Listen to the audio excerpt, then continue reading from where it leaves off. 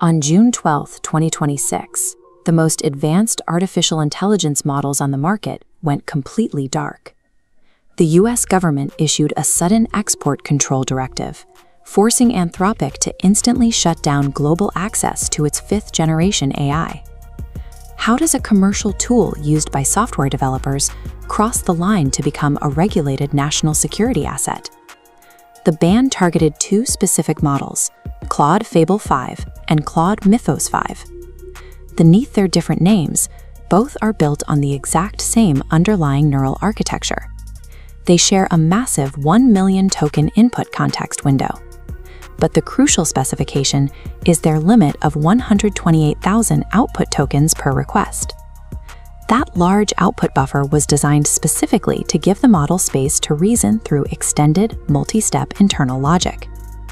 That raw cognitive capacity set the stage for the crisis. But it was the way Anthropic chose to deploy these two identical brains that actually triggered the government's alarm. Anthropic locked the raw, unsafeguarded version, Mythos 5, behind a restricted initiative called Project Glasswing. Only a tiny group of vetted partners doing defensive cybersecurity and biology research were allowed to use it. Fable 5, on the other hand, was built for the public. To manage the risks, Anthropic wrapped the model in novel, parallel safety classifiers designed to intercept dangerous queries before they ever reached the core logic. If a user asks Fable 5 a restricted question about cyber exploits, the classifier blocks it, routing the query down to an older, safer model, Opus 4.8. Under this automatic fallback system, the billing rate instantly drops to Opus rates the moment a request is diverted. Anthropic believed this dual-track deployment would handle the safety concerns. It was a strategy built on the assumption that parallel classifiers could effectively gate the model's logic, regardless of its raw reasoning power. The defining leap of this fifth generation is agentic reasoning.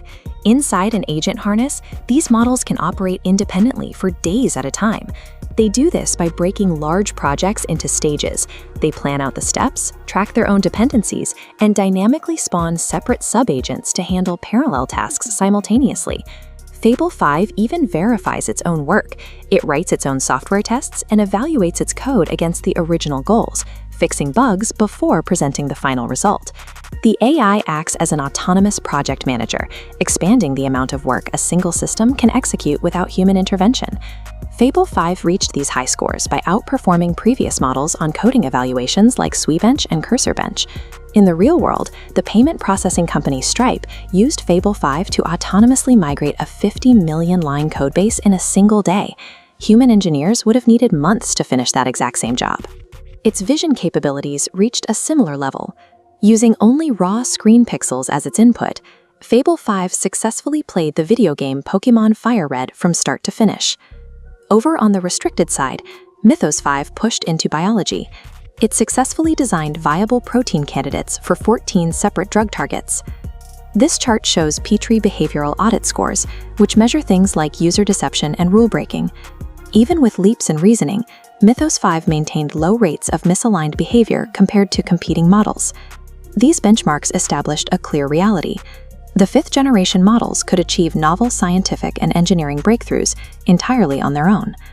But that same intelligence comes with a dark side. Mythos 5 possessed the strongest cyber offensive abilities ever evaluated by its creators. It excelled at autonomous vulnerability discovery and network infiltration, and that led to the government intervention. Security researchers discovered a jailbreak technique for Fable 5 that effectively bypassed its parallel safety classifiers. By slipping past the shield, public users could easily access the raw, restricted cyber capabilities of the underlying base model, the exact tools that were supposed to be quarantined within Mythos 5. In response, the US government issued a severe export control directive. It explicitly banned access to the models for any foreign national. Crucially, this included foreign nationals legally employed by Anthropic right inside the United States. This created a logistical challenge Anthropic couldn't solve in real time. They could not instantly and perfectly segment their entire global user base by nationality. To ensure legal compliance, they were forced to pull the plug on all users. A technology designed to run independently was ultimately halted by a sudden analog legal mandate. Anthropic pushed back. They argued the jailbreak only revealed minor, previously known software bugs, vulnerabilities that older, unrestricted models could already discover.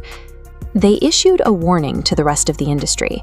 If this strict standard is applied uniformly, it will halt the deployment of all new frontier models from any provider. We are looking at a new reality. Cutting-edge AI is no longer treated as commercial software. It is now treated as heavily regulated military technology, setting a new, restrictive standard for how future models move from research to release.